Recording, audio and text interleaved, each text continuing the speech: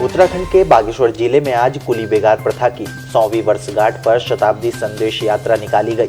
जिलाधिकारी विनीत कुमार ने तहसील परिसर से संदेश यात्रा को हरी झंडी दिखाकर रवाना किया। कुली बेगार प्रथा का अंत करने वाले क्रांतिकारियों को श्रद्धांजलि भी दी गई। संदेश यात्रा में कुली बेगार के नायक बद्रीदत्त पांडे के पौत्र कर्नल रवि पांडे ने भी शिरकत की। इस मौके पर आयोजित कार्यक्रम में वक्ताओं ने कहा कि कुली बेगार आंदोलन रक्तहीन क्रांति के रूप में जाना जाता है। कुली बेगार आंदोलन ने कुरीतियों पर प्रहार किया। कुली बेगार आंदोलन के कारण कुमाऊं का नाम विश्व पटल पर जाना जाता है। कुली बेगार आंदोलन ने न केवल अंग्रेजी हुकूमत की जड़ें हिलाई, बल्कि अहिंसात्मक आंदोलन कर देश में नई चेतना का प्रसार किया। पहाड़ी कौम के स्वाभिमान के सबसे पहले बड़े आंदोलन को गांधी जी ने रक्तहीन क्रांति कहा और पैदल बागेश्वर की धरती पर कदम रखा। 14 जनवरी 1921 के ऐतिहासिक दिन बागेश्वर के लोगों ने अंग्रेजों की गुलामी स्वीकार न करने का संकल्प लिया और बेगारी के रजिस्टर सरयू बगड़ में प्रवाहित कर दिए।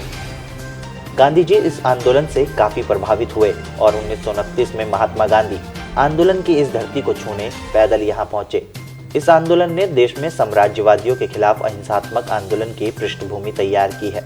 कुली बेगार आंदोलन की 100वीं वर्षगांठ के उपलक्ष्य में यहाँ के जिला प्रशासन, सीनियर सिटीजन और सभी नागरिकों द्वारा एक रैली का आयोजन किया गया है और रैली तहसील रोड से शुरू हो रही है और जिसका समापन सरयू बगड़ पर होगा।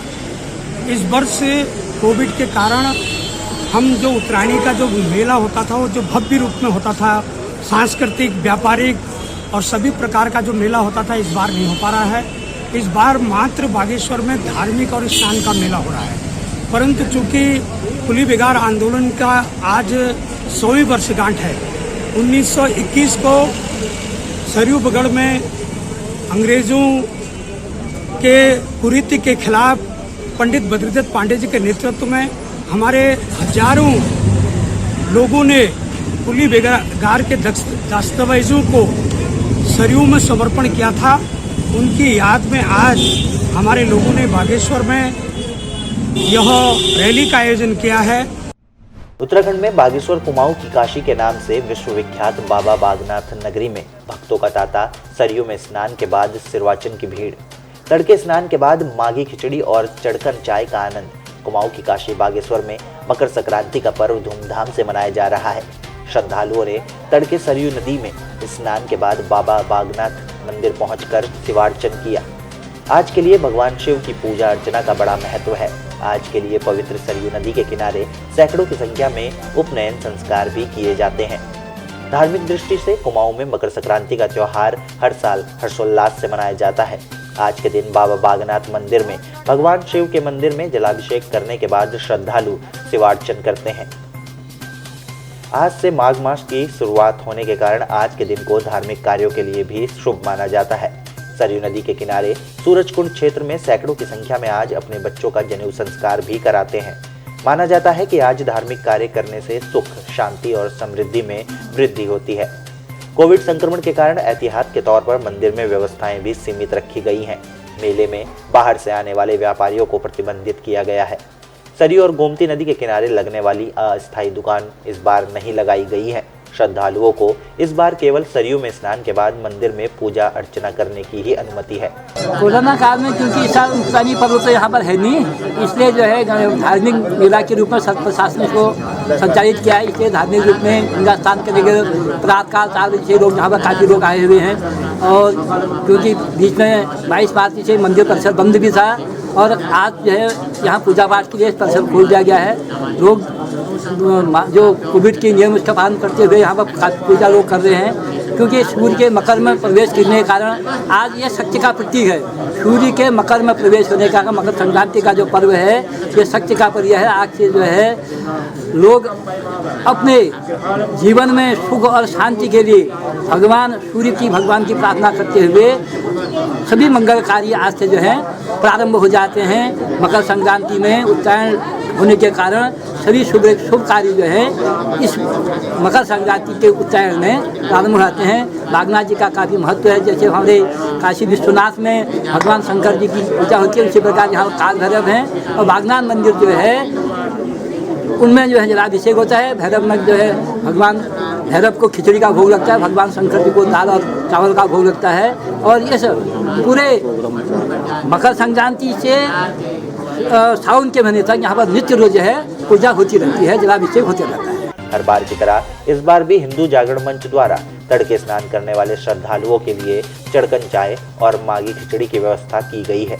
लंबे समय से खिचड़ी की परंपरा चली जा रही है। ये विगत 15 वर्षों से हिंदू जागरण मंच मकर संक्रांति के दिन से खिचड़ी का आयोजन करता है और जागरण के दिन चुड़कन चाय का आयोजन करता है। 1 कुंटल दूध की चाय हम लोगों ने कल रात से पिला दी। अब हमारा जो दूसरा चरण चल रहा है आज से खिचड़ी का, ये 2-3 कुंटल खिचड़ी हम लोग बनाते हैं और बांटते हैं, सब श्रद्धालुओं को खिलाते हैं। ये हमारा कई वर्षों से कार्यक्रम चल रहा है और ये माघ के महीने में खिचड़ी का महत्व बहुत ज़्यादा है। इसको प्रसाद के रूप में जो मिलाते आते हैं वो ग्रहण करते हैं। सेना की स्वर्णिम विजय मशाल मंगलवार की देर शाम लेफ्टिनेंट कर्नल नरेश तिवारी के नेतृत्व में उत्तराखंड के बागेश्वर जिले पहुंची। विजय मशाल को वर्ष 1971 की लड़ाई में अदम्य साहस और वीरता का परिचय देने वाले वीर चक्र विजेताओं के गांव को रवाना कर सेना की ओर से वीर चक्र विजेताओं की वीर नारियों और परिजनों को सम्मानित किया गया। जिले के शहीदों के सम्मान में पहली बार इस आयोजन पर हर कोई गर्व कर रहा है। बागेश्वर जिले के 4 जाबाजों को वर्ष 1971 की लड़ाई में वीर चक्र से नवाजा गया था। इनमें कपकोट के परमटी के सूबेदार नंदन सिंह, सूपी के सिपाही खड़क सिंह, धर्मघर के हवलदार शंकर दत्त पाठक और कांडा के रावतसेरा के गंगा सिंह शामिल हैं। जिला सैनिक कल्याण पुनर्वास अधिकारी लेफ्टिनेंट कर्नल GS बिष्ट ने कहा कि भारतीय सेना के अदम्य साहस के आगे पाकिस्तानी सेना ने जिस तरह घुटने टेके वो भारतीय सेना के लिए गौरवपूर्ण क्षण थे। स्वर्णिम विजय मशाल ने 50 साल पुरानी यादें ताजा की हैं। हमारे जनपद बागेश्वर के लिए आज ये बहुत ही हर्ष का दिन है कि 1971 भारत पाक युद्ध की विजय मशाल आज हमारे जनपद में आई है, जिसको कि हमारे जिलाधिकारी महोदय श्री विनीत कुमार IAS जिलाधिकारी बागेश्वर ने उनका फॉर्मल यहाँ पर स्वागत किया है और आज इस विजय मशाल को इसके आगे वो रवानगी करेंगे। हमारे जनपद के 24 वीर जवानों ने अपना सर्वोच्च बलिदान 1971 की भारत पाक युद्ध में दिया है, जिसमें से हमारे 4 वीर जवानों को वीर चक्र से सम्मानित किया गया है। मैं उनका नाम बड़े सम्मान के साथ इसमें लेना चाहूँगा। सूबेदार नंदन सिंह वीर चक्रा ग्राम परमती कपकोट, नायब सूबेदार गंगा सिंह VRC रावतसेरा, हवलदार शंकर दत्त VRC पोस्टमास्टर शाहकोट धर्मघर, सिपाही खड़क सिंह वीर चक्रा पोस्टमास्टर ग्राम सूपी कपकोट, कर्नल नरेश तिवारी जो स्टेशन हेडक्वार्टर रानीखेत से अपनी टीम के साथ विजय मशाल के साथ यहाँ पहुँचे हैं, वो आज और कल इन वीर चक्रा विजेताओं की वीरांगनाओं को उनके घर में जाके सम्मानित करेंगे। विजय मशाल आज के युग में बात करूं तो ये अश्वमेध यज्ञ है जो कि देश के कोने कोने में जाकर विजय की का संदेश हमें दे रही है।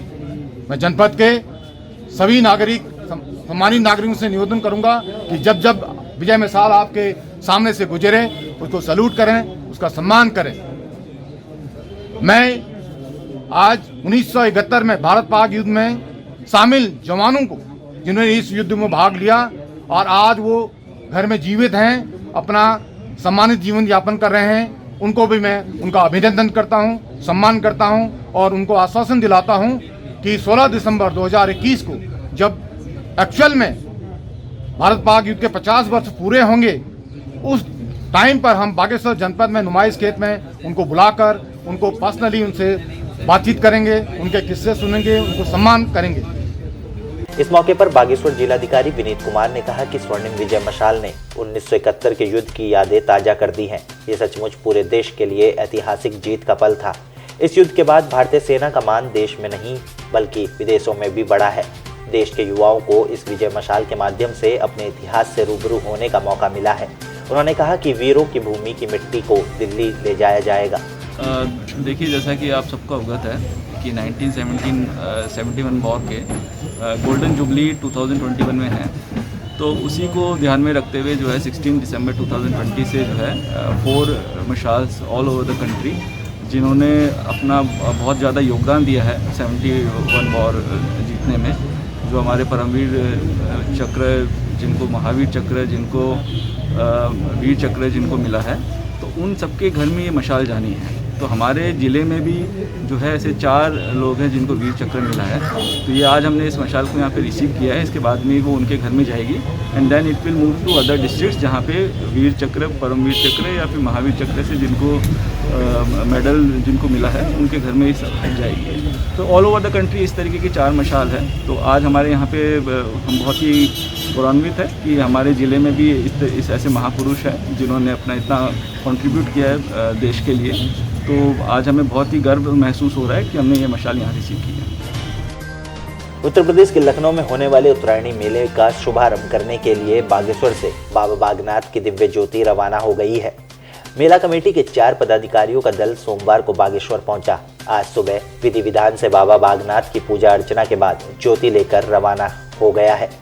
लखनऊ के पंडित गोविंद बल्लभ पंत पर्वतीय सांस्कृतिक उपवन में 14 जनवरी को मेले शुरू होंगे, जिसका शुभारंभ प्रदेश के मुख्यमंत्री योगी आदित्यनाथ बागनाथ से लाई गई ज्योति से दीप जलाकर करेंगे।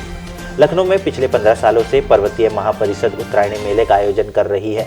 6 साल पहले आयोजक ने बाबा बागनाथ से ज्योति लाकर मेले की शुरुआत करने की परंपरा रखी, जिसे कोरोना काल में भी जारी रखते हुए आयोजक कमेटी के धार्मिक प्रकोष्ठ के राजेंद्र जोशी, नवीन जोशी और आलोक जोशी के साथ पंडित ज्योति को लेने बागेश्वर पहुंचे। बागनाथ मंदिर प्रबंधन समिति ने उनका स्वागत सत्कार भी किया। सुबह सरयू नदी में पावन जल में स्नान कर बाबा के दर्शन करने के बाद दल ने बागनाथ मंदिर के भीतर जलने वाले मुख्य दीपक से ज्योति ली, जिसे शीशे के बक्से में सुरक्षित रखकर लखनऊ ले जाया जाएगा। पर्वतीय महापरिषद के अध्यक्ष गणेश दत्त जोशी ने कहा कि 13 जनवरी की शाम को दिव्य ज्योति लखनऊ पहुंचेगी, जो 14 जनवरी को शुभारंभ के बाद मेला समापन 20 जनवरी तक अखंड रूप से जलती रहेगी। मेला समापन के बाद ज्योति को समीप के मंदिर में स्थापित कर दिया जाएगा। उन्होंने कहा कि उत्तरायणी मेले में बागेश्वर का विशेष स्थान है। लखनऊ में होने वाले मेले में भी उत्तराखंड की संस्कृति और लोक कला का प्रचार प्रसार किया जाएगा। गत वर्षों से जो है लखनऊ में एक कुमाऊं महापरिषद था। कुमाऊं महापरिषद से आज पर्वतीय महापरिषद, जिसके अध्यक्ष इस समय गणेश चंद्र जोशी, महामंत्री श्री महेंद्र सिंह रावत जी के गणेश चंद्र जोशी की अध्यक्षता में इस बार उत्तरायणी कौतिक 2021 का आगाज़ होने जा रहा है, जिसके उपलक्ष्य में आज हम लोगों को यहाँ लखनऊ से बागनाथ जी की ज्योति लेकर जो है लखनऊ पहुँचना है। 14 तारीख से वहाँ उत्तरायणी कौतिक का आगाज़ होने जा रहा है, जिसमें हम हर वर्ष की भांति इस बार भी बागनाथ महाराज की जो है ज्योति लेकर जो है इसका शुभारंभ करेंगे और भगवान बागनाथ जो है लखनऊ में रह रहे हमारे सभी उत्तरांचल भाई बहनों का जो है कल्याण करें। इसी भावना के साथ हर वर्ष हम लोग यहाँ से दीप प्रज्वलित करके मेले का शुभारंभ करते हैं और भगवान बागनाथ जो हैं हमारे सभी भाई जो वहाँ पे रह रहे उत्तराखंड के सभी भाई लोग हैं, उनका सबका कल्याण करें। इसी भावना के साथ हम इस ज्योति को वहाँ मेले पर स्थापित करते हैं। गौरतलब है कि बागेश्वर में इस बार उत्तरायणी मेले में सिर्फ धार्मिक गतिविधियां ही होंगी।